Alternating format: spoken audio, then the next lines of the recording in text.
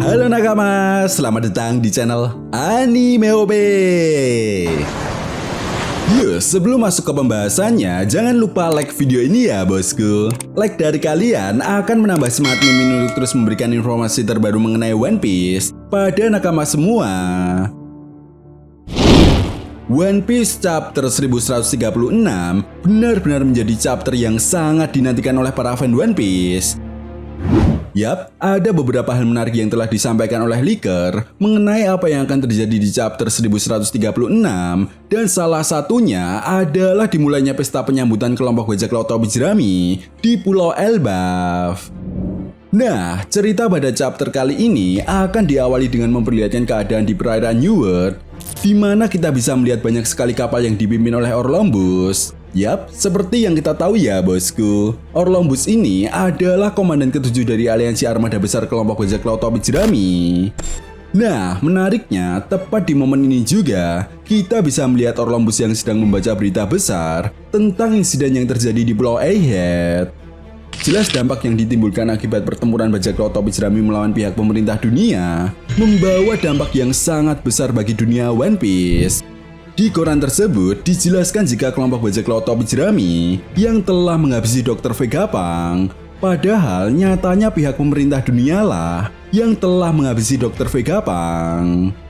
Bukan hanya itu saja, di koran ini juga dijelaskan jika kelompok bajak laut Tobi Jerami saat ini telah melarikan diri ke Pulau Elbaf. Bahkan, pihak pemerintah dunia juga membuat berita propaganda jika tujuan kelompok bajak laut Tobi Jerami datang ke Pulau Elbaf adalah untuk bekerja sama dengan para raksasa dan berniat menghancurkan dunia. Tentu saja Orlombus yang membaca berita ini pun tidak percaya begitu saja, karena Orlombus tahu betul bagaimana sifat Luffy saat dirinya bertemu di Dressrosa. Selain itu ada satu berita lagi yang menarik perhatian Orlombus, yaitu berita tentang kekalahan kelompok bajak laut Bartolomeo oleh kelompok bajak laut rambut merah. Yap, peristiwa ini juga sempat menghebohkan dunia karena Barto Club adalah bajak laut yang beraliansi dengan Yonko Mugiwara Luffy. Menariknya, di momen ini Orlombus tampak khawatir dan cemas karena aliansi mereka akan menjadi tidak solid lagi. Apalagi mereka juga tidak bisa sembarangan untuk membalas serangan terhadap kelompok bajak laut rambut merah, karena hal tersebut akan memicu perang besar di antara kelompok Yonko. Nah, di momen ini juga, Orlombus kemudian mencoba menghubungi beberapa komandan aliansi bajak laut Tobi Jerami untuk menanyakan berita tersebut. Namun sayangnya panggilan dari Orlombus ini tidak ada yang merespon. Sehingga Orlombus pun memutuskan untuk datang ke Pulau Elbaf dan bertemu dengan kelompok bajak laut Tobi Jerami secara langsung untuk menanyakan apakah Luffy benar-benar akan membentuk aliansi dengan para raksasa untuk menghancurkan dunia, serta langkah apa yang akan dilakukan oleh Luffy setelah mengetahui salah satu komandan mereka berhasil dihabisi oleh salah satu kaisar lautan, yaitu Akagami no Seng. Setelah itu Shin pun kemudian berganti dan memperlihatkan keadaan di Pulau Elbaf, tempat di mana kelompok bajak laut Tobi Jerami dan para raksasa akhirnya memulai pesta mereka. Yap, di sini kita bisa melihat Luffy dan yang lainnya tampak senang, di mana mereka semua tampak menikmati hidangan makanan yang sebelumnya telah disiapkan oleh para raksasa. Selain itu, para raksasa pun saling tertawa bahagia merayakan pesta penyambutan kelompok bajak laut Tobi Jerami. Bahkan mereka juga percaya, setelah kedatangan kelompok bajak laut rambut merah dan kelompok bajak laut Tobi Jerami di Pulau Elbaf, pasti pihak pemerintah dunia semakin tidak berani untuk mengusik negeri tersebut. Menariknya, di momen ini juga para raksasa kemudian mengklaim jika Pulau Elbaf saat ini telah resmi menjadi wilayah teritorial Yonko Akagami dan Mugiwara Luffy. Sementara itu di sisi lain, di tempat yang berbeda, kita pun bisa melihat salah satu anggota Kesatria Suci yang sebelumnya telah berhasil mengalahkan penjaga kastil. Yap, rupanya mereka memutuskan untuk berpencar agar misi mereka kali ini di Pulau Elbaf bisa segera selesai. Dan tepat di momen ini juga, kita pun dijelaskan jika misi dari Kesatria Suci ada dua, yaitu mencari Pangeran Loki dan menghancurkan perpustakaan burung hantu. Nah, menariknya, si wanita Kesatria Suci ditugaskan untuk pergi ke perpustakaan burung hantu, sedangkan saudara kembar Seng mencari informasi tentang keberadaan Pangeran Loki. Dan saat ini, saudara kembar Seng tersebut diperlihatkan berada di dekat di mana kelompok bajak laut topi jerami dan para raksasa sedang mengadakan pesta.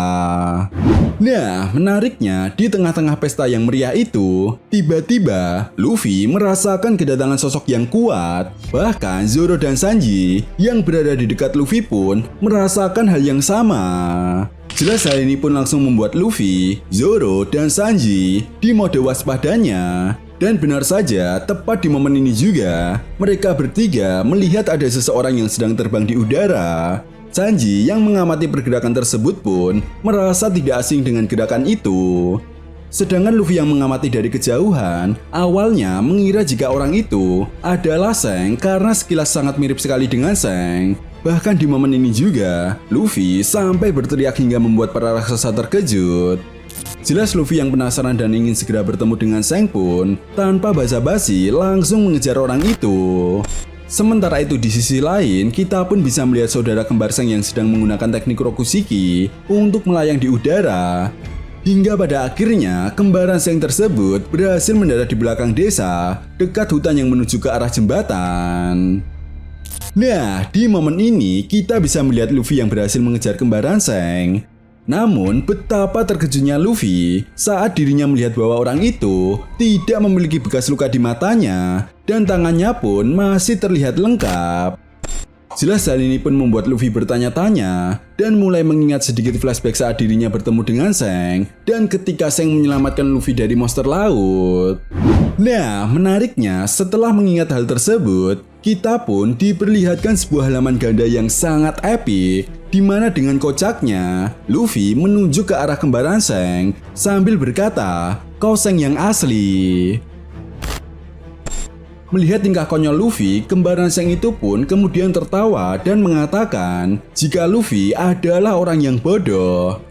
Namun, beruntung di saat yang bersamaan, Zoro dan Sanji berhasil menyusul Luffy, sehingga mereka berdua pun langsung memberitahu Luffy bahwa orang itu bukanlah sang kaisar lautan Akagami no Seng. Nah, di momen ini, Zoro mengatakan Seng memiliki bekas luka di matanya dan Seng telah kehilangan lengan kirinya. Luffy yang terlihat polos pun makin kebingungan dan bertanya-tanya kenapa dia sangat mirip dengan Seng. Sanji kemudian menjawab, "Luffy, apa kau tidak ingat dengan Serapim yang menyerang kita di Pulau Egghead? Mereka dibuat sangat mirip dengan beberapa sisi bukai. Artinya bisa jadi orang itu adalah tiruan Seng yang dibuat oleh Dr. Vegapunk." Nah, setelah itu di akhir chapter, kembaran Seng itu pun kemudian bertanya kepada Luffy dan mengatakan, "Apa kau tahu di mana Pangeran Loki berada? Aku ingin bertemu dengannya untuk memberikan hadiah." Lagi-lagi Luffy yang polos pun kemudian langsung memberitahu kembaran Seng itu dan mengatakan saat ini Pangeran Loki sedang diikat oleh rantai batu laut dan berada di dunia bawah Pulau Elbaf. Zoro dan Sanji yang mengetahui hal itu tiba-tiba langsung memukul Luffy lagi dan mengatakan, "Dasar bodoh, kenapa kau memberitahu orang itu? Bisa saja dia akan menghabisinya yang saat ini tidak berdaya." Chapter pun kemudian ditutup dengan memperlihatkan Luffy, Zoro, Sanji yang tampak bersiap menghentikan kembaran Seng. Sementara itu kembaran Seng juga diperlihatkan bersiap untuk menghadapi mereka bertiga. Yap, tentunya ini sangat menarik ya bosku. Jika nantinya kita bisa melihat pertarungan antara mereka, sehingga kita pun bisa melihat kekuatan seperti apa yang sebenarnya dimiliki oleh kembaran Seng ini.